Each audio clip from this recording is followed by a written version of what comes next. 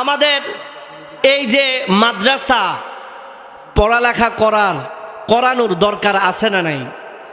বাবা একটু কথা বলেন না, আছে না নাই? দরকার আছে। আপনি হাফেজ হলেন, আপনি কোরআন পড়লেন, কিন্তু কোরআনের ব্যাখ্যা জানলেন না, কোরআনের অর্থ জানলেন না, তো আমল করলেন না, লাভ আছে? লাভ নাই।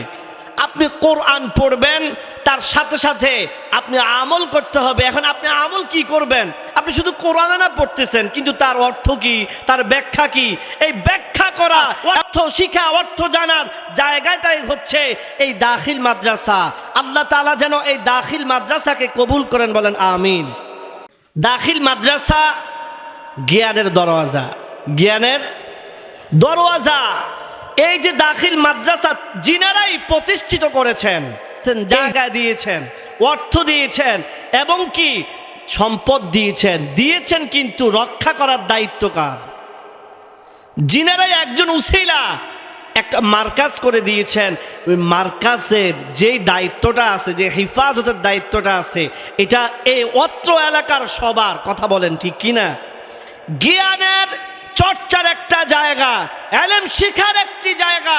এই জায়গাটাকে অবশ্যই প্রাধান্যতা দিতে হবে, এই জায়গাটাকে সৌন্দর্য করতে হবে, এই জায়গাটাকে মডিফাই করতে হবে। তবে অবশ্যই আপনারা যারা আছেন এই মাহফিলের সাথে এবং কি এই প্রতিষ্ঠানের সাথে, আপনাদেরকে বলবো, আমরা যারা আছি আমরা সহকারে সহযোগিতা করব। রাজি আছি সবাই? কথা বলেন, রাজি আছি সবাই? হিংসা বিদ্রুপ নয়। এই পৃথিবীর মধ্যে, এই সমাজের মধ্যে কেউ একটু উপরে উঠুক, এটা কেউ চায় না। এই প্রতিষ্ঠানটা একটা একেবারে খাস আহলি সুন্নাত ওয়াল জামাতের প্রতিষ্ঠান। এটার উপরে আকীদা ভিত্তিক প্রতিষ্ঠান, খাস ভিত্তিক প্রতিষ্ঠান আর কোথাও এরকম ভাবে গ্রাম অঞ্চলে খুবই সংখ্যক কম দেখা যায়। কথা বলেন ঠিক নি? এই মাদ্রাসাকে ধরে রাখার দায়িত্ব আমাদের এবং কি এটাকে পরিচালনা করারও দায়িত্ব আমাদের।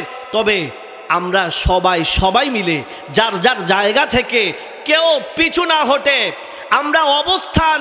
আমরা ফদের জায়গা না দেখে, একদিন এই প্রতিষ্ঠান উঠবে আর এর উসিলায় হাসরের ময়দানে আমাদের নাজাতের জড়িয়ে হবে। ওই উপলক্ষ করে আমাদের কাজ করতে হবে। দুনিয়ার কোনো স্বার্থ নয়, সব স্বার্থ ত্যাগ করে এই মাদ্রাসা এবং কি শুধু মাদ্রাসা নয়, দ্বীনি প্রতিষ্ঠানকে দায়েম ও কায়েম রাখতে হবে। সকলেই কথা বলেন ঠিক কিনা? আল্লাহ তাআলা কবুল করেন, আমিন। এই আশা ব্যর্থ করে এখানে সংক্ষিপ্ত আলোচনা শেষ করছি। ওয়া আখির দাওয়ানা আনিল হামদুলিল্লাহি রাব্বিল আলামিন। আসসালামু আলাইকুম ওয়া রাহমাতুল্লাহি ওয়া বারাকাতুহু ওয়া মাগফিরাহ।